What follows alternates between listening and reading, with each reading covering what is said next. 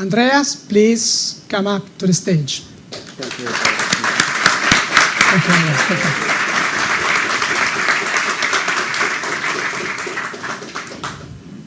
you. Hello, everyone. Can you hear me well? Very good. Bitcoin is dead. Bitcoin is just a silly idea. It clearly can't possibly work. It won't scale. It will fail. It has failed. It is dead. The true innovation at the heart of this technology, the blockchain, is the technology that matters. And this technology will create new opportunities in fintech for banking and financial services companies across the world, even while Bitcoin won't be able to succeed further. Blockchain is a joke. Blockchain doesn't actually work. Bitcoin is the only thing that matters. Bitcoin will completely change banking. It will make banking obsolete. All central banks will be destroyed in the path of Bitcoin. And within just a decade, every currency in the world will be dominated by Bitcoin. Both of these positions are ridiculous, simple-minded, puerile, and fundamentally wrong. For every complex question, there is one very simple solution, and it is wrong. This is a very nuanced space. It is a space that is brand new. It is a space that has existed for only 7 years.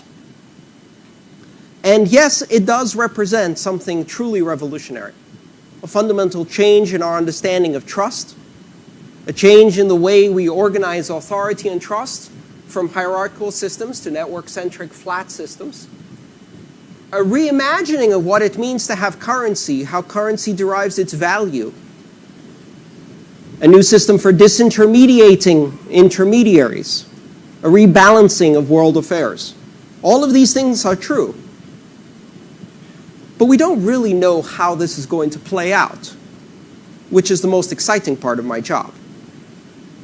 Bitcoin is one of the few spaces and one of the few experiences I've ever had in my life where I feel that I am sitting on the front rows of history, observing history in the making.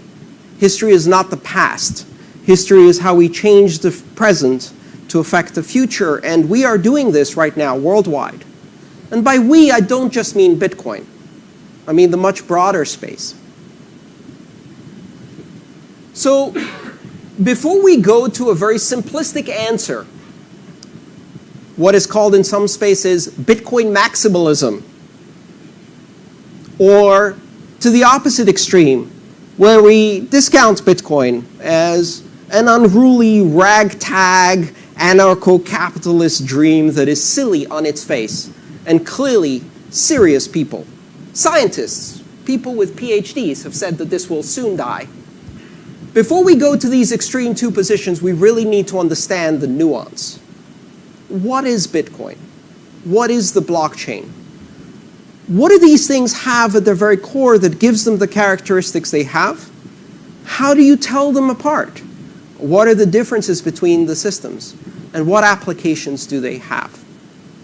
And so my goal today is to really try to answer these questions.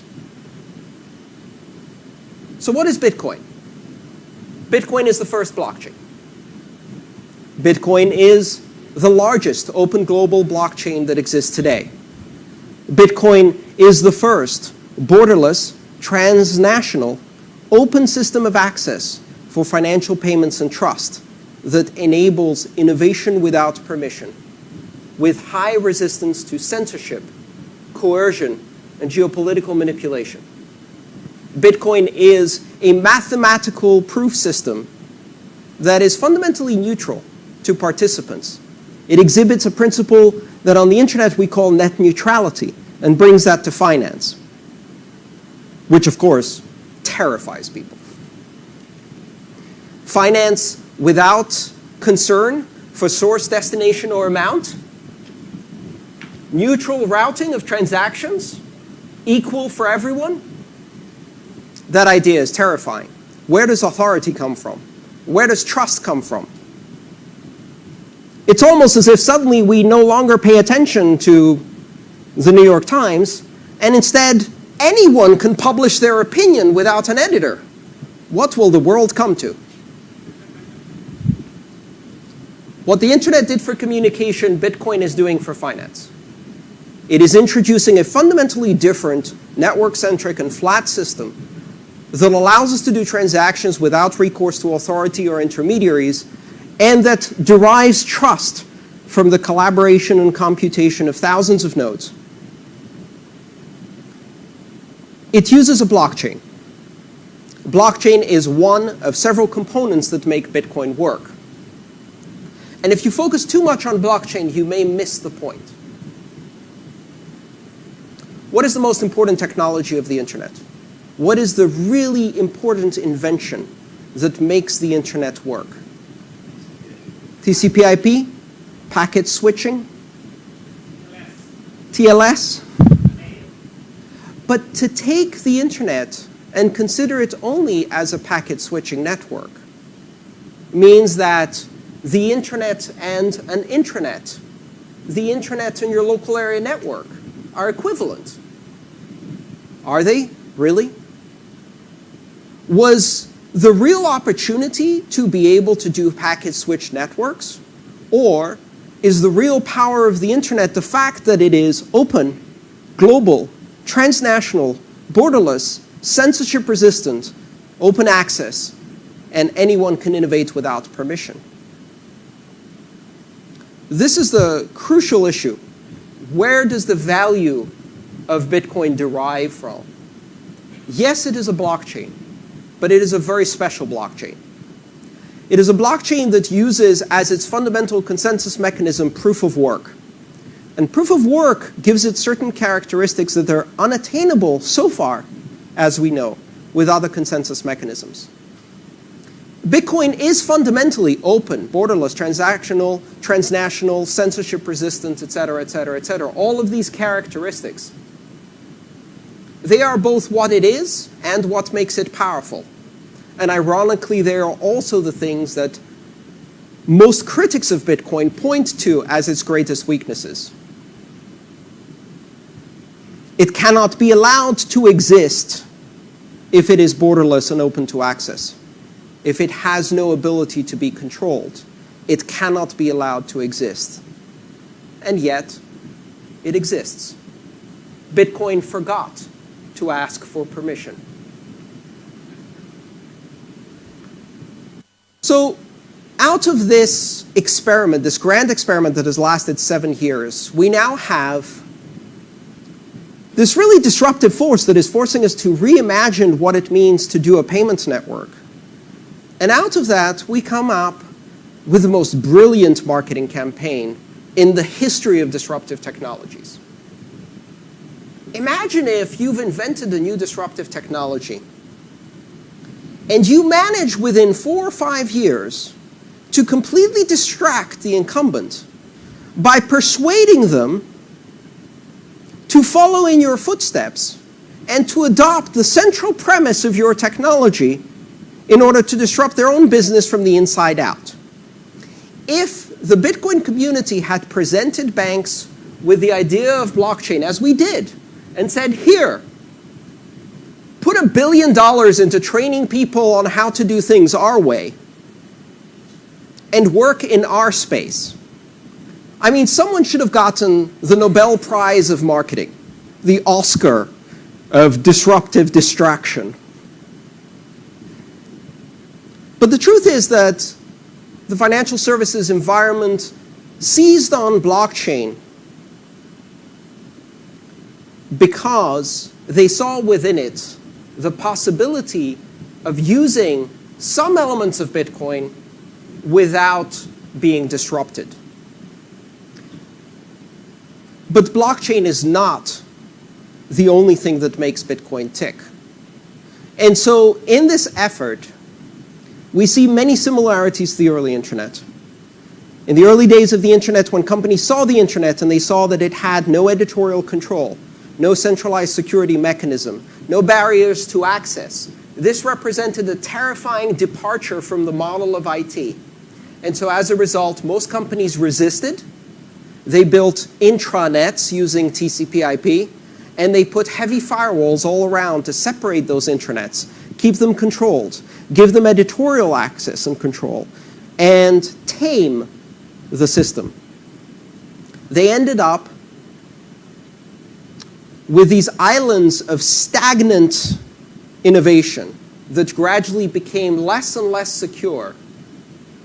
And then we had the second wave of the internet, where many of the most effective disruptive companies in the space took their internal IT infrastructure, turned it inside out, faced the world, put everything on the internet, and fully harnessed the collaborative potential of keeping an open, accessible system.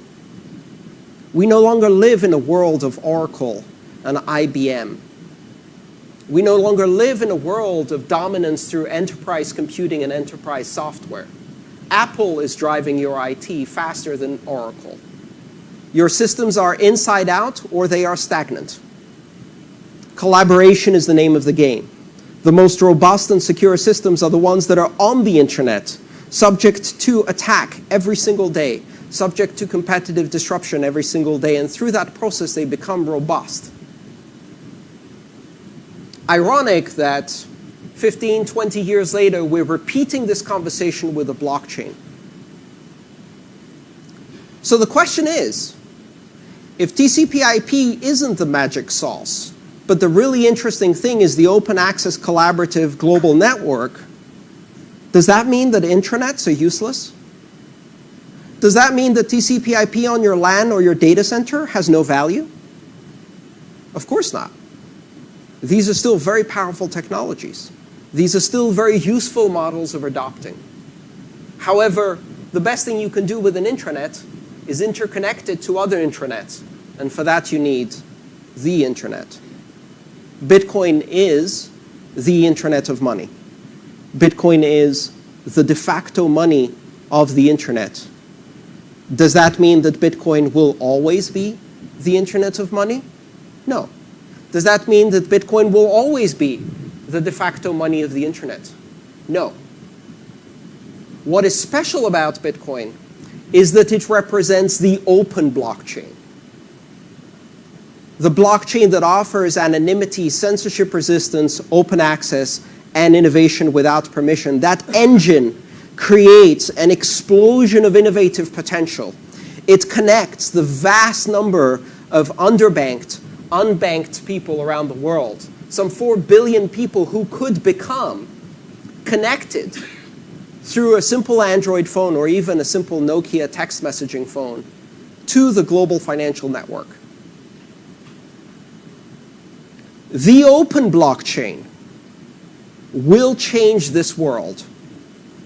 And today, there is one open blockchain that matters, and that is Bitcoin. I can't predict that it will always be the only open blockchain that matters, or the dominant one. Why? Because it's not the best.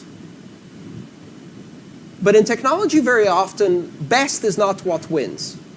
TCP/IP wasn't the best. In fact, we now realize it had fundamental problems in scaling, in addressing, in routing technology, and many other things. And yet, TCP/IP was good enough at scale with network effect so fast that it became irreplaceable. In fact, it has now become unupgradable. TCP/IP is so embedded into global networking that it resists its upgrade to IPv6 and has resisted its own upgrade for almost 20 years. IPv6 is coming. IPv6 has been coming since 1995. Any day now. But clearly, IPv4 is dead. And the internet can't possibly scale beyond Usenet, can't possibly scale beyond email, can't possibly scale beyond attachments, can't possibly scale to voice, can't possibly scale to video, can't possibly scale to HD video, can't possibly scale to Oculus VR 3D 4K capabilities? Of course it can't. It doesn't for a while, until it does. And then we shift the goal of what scaling means. And Bitcoin can't scale to Visa until it does. Bitcoin can't scale to a global transactional network until it does. But I can tell you what Bitcoin can scale to. Bitcoin can scale to a $7 to $10 billion secure transnational network that remains up and running 24 hours a day, 365 days, for 7 years running without a single successful attack against the core protocol. Not because there have been no attempts, but because Bitcoin has been under attack from day one, 24 hours a day, by some of the most sophisticated adversaries the world has seen. Why? Because Bitcoin has a $7 billion security bounty for breaking it. It is a system that is on the internet and lives right there in the dirt, in the war zone of internet security. And it survives. And as it survives, it gets stronger every day. So now, if that's what Bitcoin is, maybe this will be the one that becomes the internet of money. I can't predict that.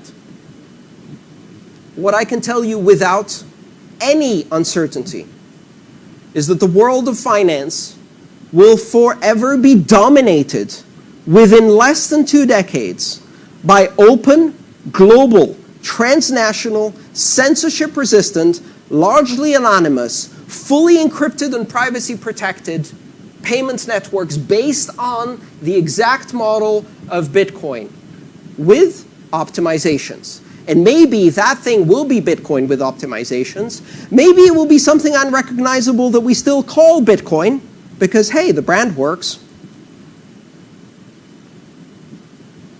Or maybe we'll call it something else. I remember how, when I was in IT, people kept telling me that Ethernet would not scale beyond 1 megabit, 10 megabits, 100 megabits, 1 gigabit. It could never scale. And so today we're running 10 gig Ethernet over fiber. But think about it for a second. What part of that is still Ethernet? The brand, the frame size, the switching algorithm? Nope. The physical address, maybe. Distribution mechanism? No. The network topology? No. None of that is the same. None of that is the same. What survived is the brand. We still call Ethernet what we have today. And so therefore the question is, did Ethernet scale? Sure did. As long as you keep changing what you call Ethernet. Can Bitcoin scale? Well, it depends. What are the characteristics that are Bitcoin unalterably? 21 million coin, limited issuance with predictable issuance rate. That is Bitcoin. You cannot change that. Proof of work algorithm that is decentralized with anonymous participants. That is Bitcoin. You cannot change that. Everything else is up for negotiation. We're going to maintain anonymity and privacy. We're going to empower the world. We're going to distribute these powerful tools of finance to everyone who has a smartphone. And when you think about this, we're not talking about everyone who has a smartphone having a bank account on their phone. We're talking about everyone who has a smartphone having a bank on their phone, of which they are the CEO. A bank with the possibility of international wiring and settlement, equity settlement, market making, loan origination and termination, liquidity generation, and many other capabilities that today even many banks don't have in a single system. And one day, a decade from now, a 6-year-old will be able to open a bank on their phone and become a banker. Perhaps even issue their own currency and become a central banker. That sounds insane. But that is absolutely the world in which we now live. The possibility of any individual on this planet issuing an unforgeable, global, secure, instantaneous currency is now within the reach of anyone. The recipe exists. Will it be Bitcoin or will it be something else? I don't know. But it will be an open, global, private, censorship-resistant, transactional and transnational network. And so then the question becomes, what are we going to do with blockchain? And what's going to happen to the banks? Well, some of the banks will adapt. And blockchain will have some very interesting applications. Blockchain has certain useful characteristics. As a technology, blockchain in general is not an answer. If you say, I have a blockchain, what that prompts me to do is start asking you questions. It opens many questions. For example, what is the consensus algorithm? What is the control structure and governance structure? What is the model for currency generation or token generation? What is the authority for issuance? And what are the characteristics for security? And so if you start asking those questions, you can decide, okay, what type of blockchain is this? Is it open? Is it closed? Does it use proof of work? Or does it use a different consensus algorithm? Are we talking about a proof of authority, signing instead of mining, centralized network that is a consensus consortium between 5 or 6 banks, for example, with a closed permission-based access for specific participants? Maybe that's what we're talking about. But when you're talking about that, you need to understand what are the limitations of that technology. What does it do and what does it not do? Just because it's blockchain doesn't mean it will do everything that you think it will do.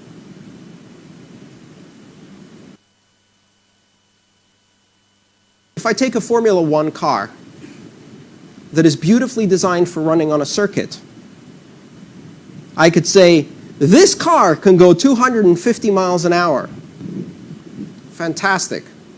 On what road? Because if I take it into downtown Milan, my average speed will be 15 miles an hour because of traffic. And if for what miraculous reason the road ahead of me opened up and I tried to hit 250, the car would disintegrate because of the road surface condition.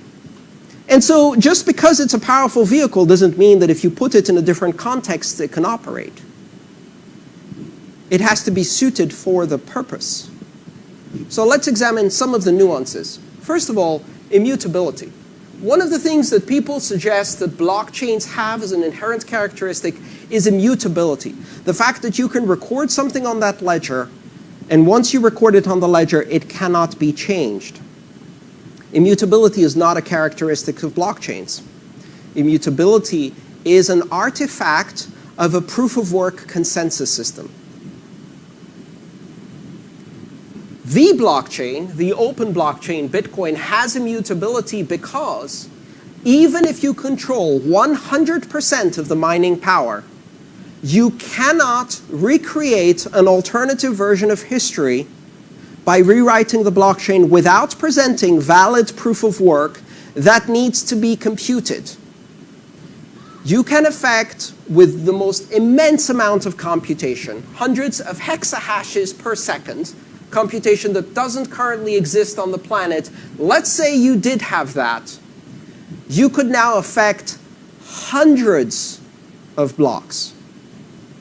You could rewrite the history of this afternoon, but not yesterday, and certainly not last week, and most certainly not last year.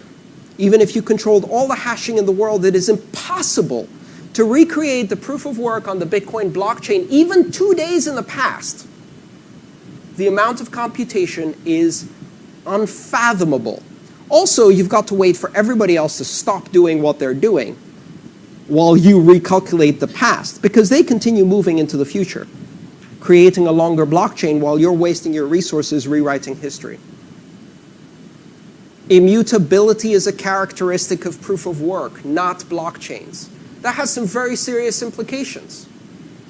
censorship resistance and coercion resistance are a representative fact of the anonymity of mining, the decentralized nature of mining. If you combine those two facts, you come up with some weird characteristics. Let's say you have a consortium consensus mechanism that controls banking. I don't know why you'd apply that, but let's say you built a blockchain that uses 6 banks that sign transactions in a round-robin fashion, or Paxos Byzantine sophisticated consensus model that you bought at great expense from a very expensive consultant.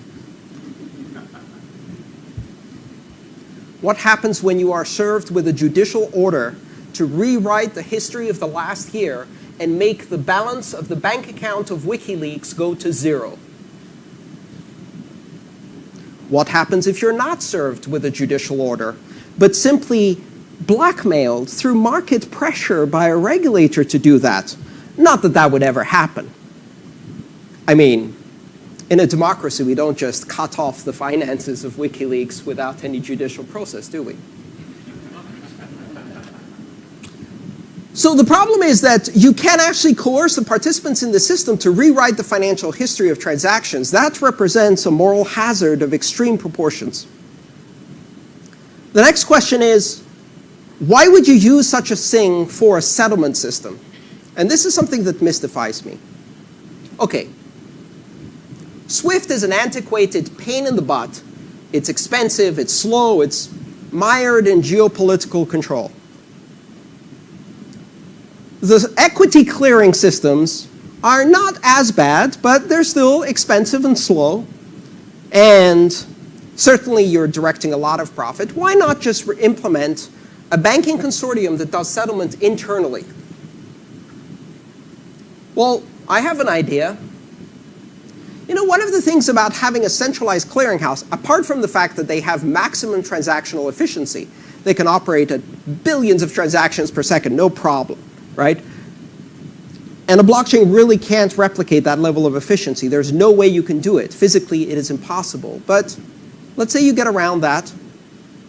So what you're saying is you're going to replace a party that has no fiduciary interest in the equities that they're clearing, in the instruments that they're clearing, that is not a market maker and participant in this market, that is completely independent by design, and that gives you a guarantee of neutrality through separation of concerns and duties.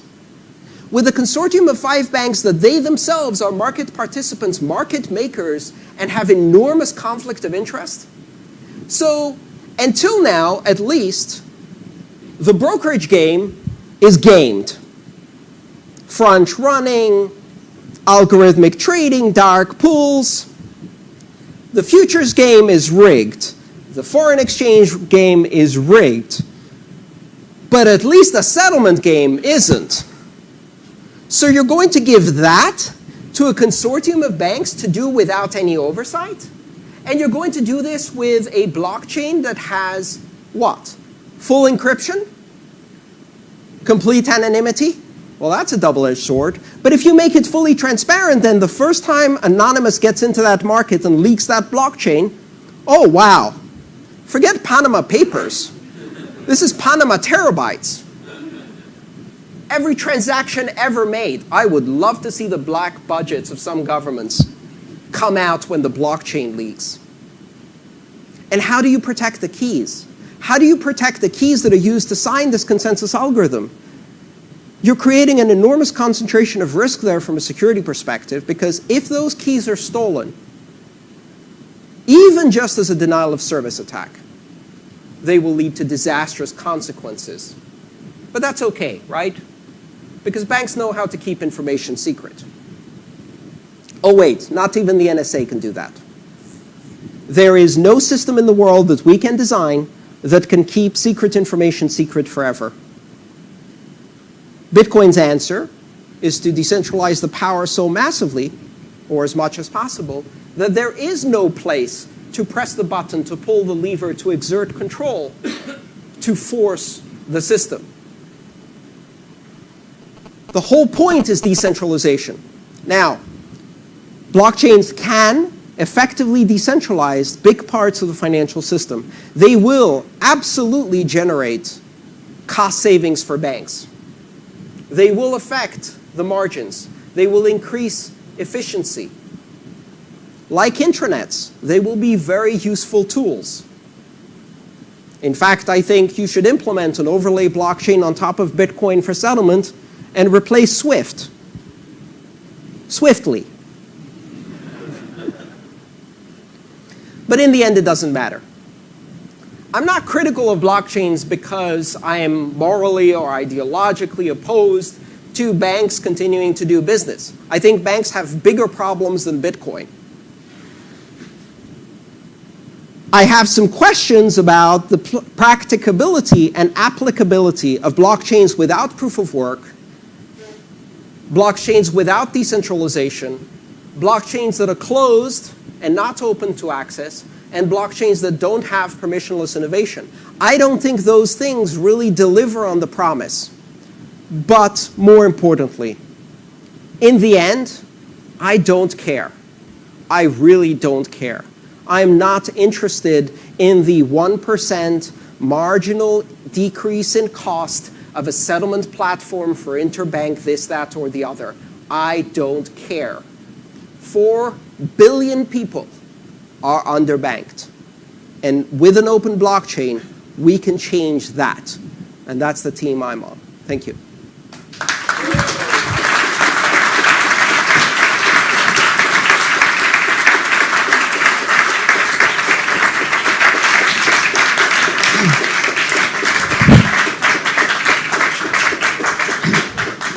Thank you, Andreas. Thank you. Thank you for your compelling view on the relationship between Bitcoin blockchain, the future of our central banks. We have a representative from the Bank of Italy, the payment systems, the currency we have in our wallet, our financial institution clients, and also on us as consultants. So thank you. Before we go to the next speaker, as you are so knowledgeable about Bitcoin, I have a question on I would say on the compelling story of the day. Who do you think is Satoshi Nakamoto? Do you know him? I have to inform you that we have journalists in the room, so... I don't know. I don't care. It doesn't matter. Bitcoin is not a system of proof by authority or reference to authority. It is a system of independent and neutral mathematical proof. What that means is that it stands on its own without appeal to its author or creator. I have no idea who Euclid was, or even if Euclid existed. Euclidean geometry is part of my daily life.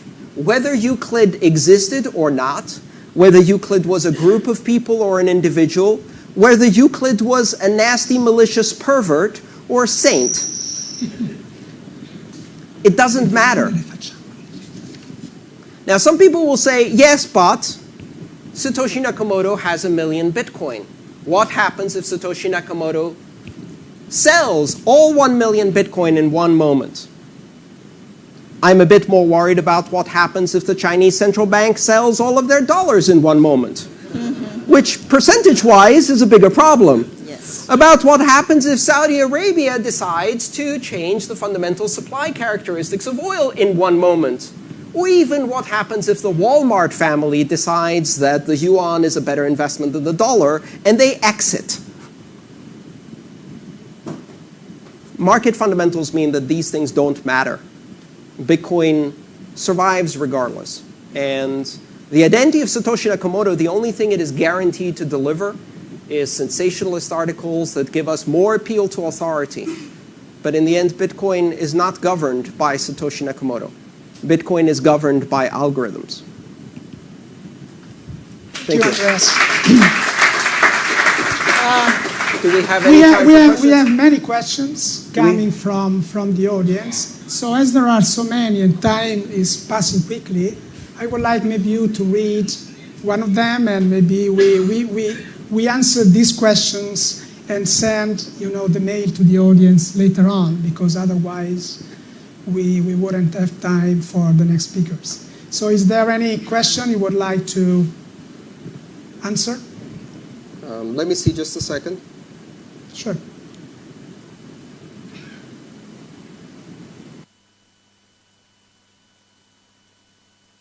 Are coming continuously, so. I think will the success of blockchain be defined by a push factor from the market or a pull factor from the audience, as is happening now? I'd like to shift that a tiny bit and talk about the open blockchain, the global open blockchain, Bitcoin, as it exists today. I said we forgot to ask for permission, but we also don't need support.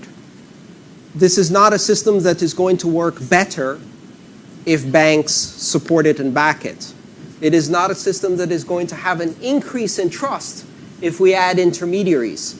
It is not a system that will become better if we add identity and reputation systems, thereby replicating the problems of the past. And it is not a system that intends to replace Visa as an experience for a developed nation consumer buying a cup of coffee at Starbucks. That is not the point. It is not a system that will replace national currencies. Bitcoin will affect import-export businesses, international remittances, insourcing and outsourcing, and cross-border transactions where the friction is greatest, and it will serve those who are not being served by banks. And therefore, Bitcoin is irrelevant to banks because they cannot use it. And they cannot use it because banks are fundamentally imprisoned within a regulatory system that does not permit them to use systems without identity. And outside of that prison are 4 billion people who don't have identity to be part of that system. And they can use Bitcoin. And they don't care about banking. And banking doesn't care about them. Thank you. Thank you.